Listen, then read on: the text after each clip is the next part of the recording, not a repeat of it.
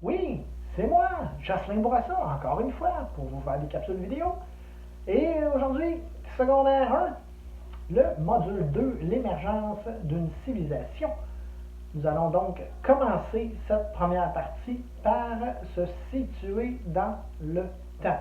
Alors, on a terminé la préhistoire avec la période néolithique ou, si vous préférez, la sédentarisation. On est dans la deuxième partie, c'est le deuxième module. Alors, il faut se situer dans le temps. On va voir ça. Nous avons donc fini la préhistoire et la sédentarisation. Alors, on voit ici moins 10 000, moins 3 500, c'était la période de sédentarisation qu'on appelle aussi néolithique, qui rentre dans la grande partie de la préhistoire. Nous entamons le module 2 ici avec l'Antiquité. Il faut toujours se rappeler ici les dates et les périodes, Moyen Âge, temps moderne, période contemporaine, avec les dates de début et de fin, de début et de fin. Alors, notre début ici, on le fait, ça, la préhistoire, 3 millions préhistoire, période paléolithique, moins 10 000 période néolithique, sédentarisation, 3500, c'est donc la fin de la préhistoire, période néolithique, sédentarisation, mais c'est le début de l'Antiquité ici, l'émergence d'une civilisation. Alors, on voit moins 10 000, même chose, hein, il y a toujours une suite comme ça. Et on voit le 3500 ici. Et là, l'émergence d'une civilisation. L'Antiquité, il faut faire attention, l'Antiquité va se terminer en 476, mais ici, la première partie qu'on va appeler la Mésopotamie va se terminer en moins 539. On a situé dans le temps. Maintenant, il faut se situer dans l'espace. Mais non, on ne parle pas de l'espace avec les astres et les étoiles. Là. On parle d'espace géographique. Je vous reviens, ça sera pas long. Alors, ce développement des civilisations-là fait en sorte qu'il y a une suite avec la préhistoire, la sédentarisation, période néolithique. Développement de l'élevage et de l'agriculture fait en sorte que les populations ont augmenté. Les gens ont continué de s'installer dans des endroits chauds, près des cours d'eau et sur un terrain relativement plat.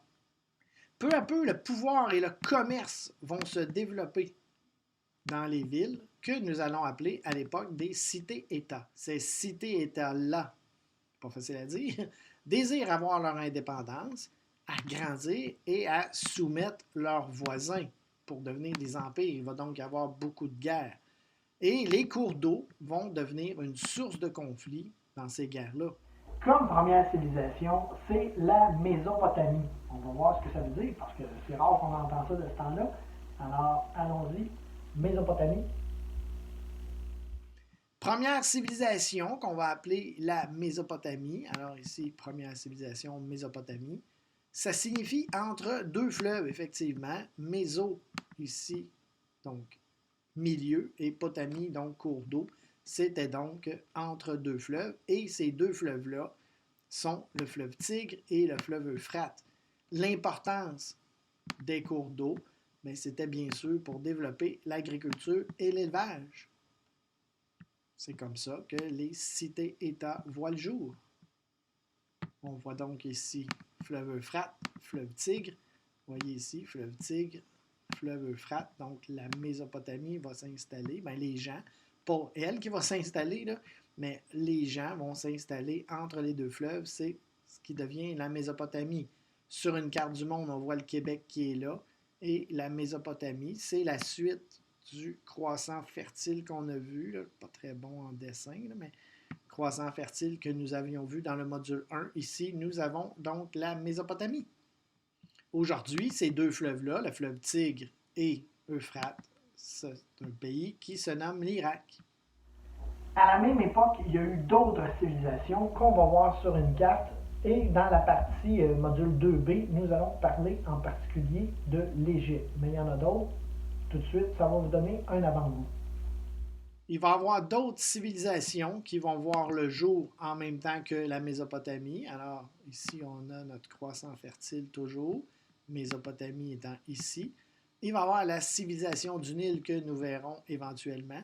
Aussi la civilisation de l'Indus, le fleuve Indus en Inde, et la civilisation du fleuve jaune en Chine. Mais on s'intéresse particulièrement ici fin de notre croissant fertile, là, mais il est encore là avec la Mésopotamie. On termine ça avec une petite activité de localisation, donc le fleuve Tigre, Euphrate, Mésopotamie, civilisation du Nil, l'Égypte. Vous allez voir, c'est très très bien détaillé. Alors, le petit résumé, fleuve Tigre ici, la lettre A, fleuve Euphrate, la lettre B, la lettre C étant Mésopotamie, voyez, entre deux fleuves, le fleuve Nil que nous verrons dans la partie B de ce module ici en Égypte, et tout ça est situé dans notre beau gros croissant fertile. Et voilà, une autre capsule de terminée. Bye bye.